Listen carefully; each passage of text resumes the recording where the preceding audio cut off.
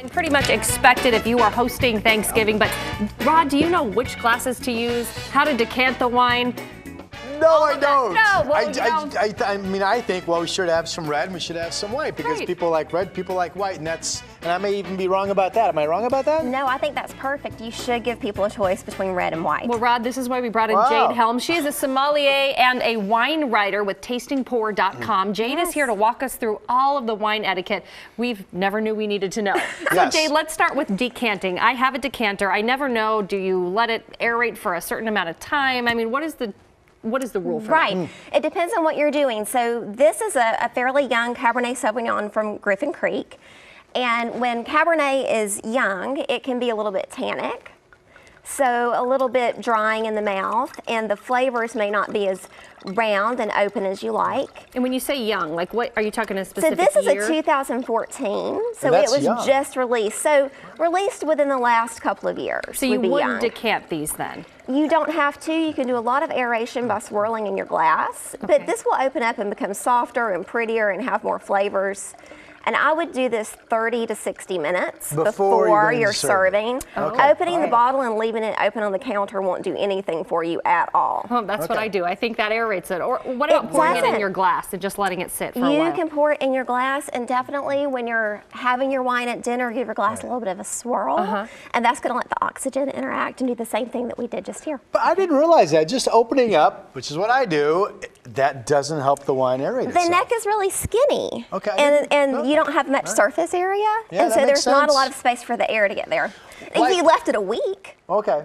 Well, and then you'll have cooking wine at that point. Yes. And then the old rule, right? I'm not chilling the red wine, but the white wine, I stuck that in the refrigerator during the morning to get a little cool. Is that a good rule? You can get it a little bit cool. You don't want it refrigerator temperature. So the other thing is bring it out and let it get a little bit warmer, or you can even run your decanter under some warm water, the outside of it, and then decant into it, and that'll bring it up a few temperatures. Now let's talk glassware, because that's where I really struggle. I never know what type of glass goes with what type of wine. So you have two options here. Tell us which glasses works and why.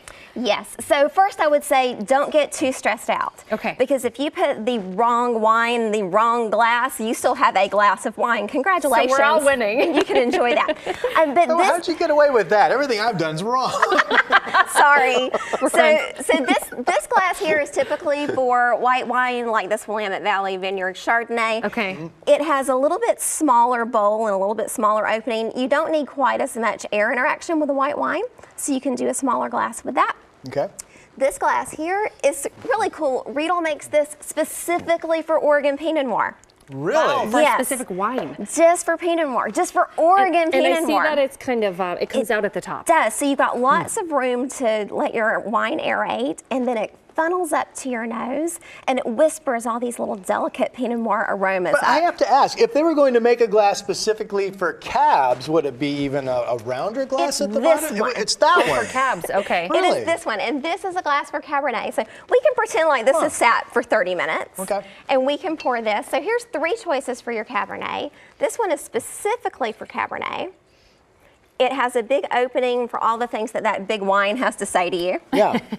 This stemless is a great option if you're doing an outdoor party, or if you have one of those cats that knocks your wine glass over. So I thought somebody told me once that you should always have a glass with a stem so you're not changing the temperature of the wine when you grab it. You know what? It will change the temperature if you hold it by the bowl, but how long are you taking to drink that glass? Right, come on, I mean, Rob. come on. And this, Jade, this is, I'm going to say wrong. Not a good option. What did you bring this in for? I think this is for you. Thank you very much. And real quickly, Jade, if you have a dinner party, how many bottles of wine do I need to prepare? Let's say I have 10 people. I mean, what do you recommend? Right. I would say a half a bottle of wine per person. Okay. Really? You throw a good party. I throw better parties than that, but we're on air. So we're keeping it clean. Your website is tastingpour.com? Yes.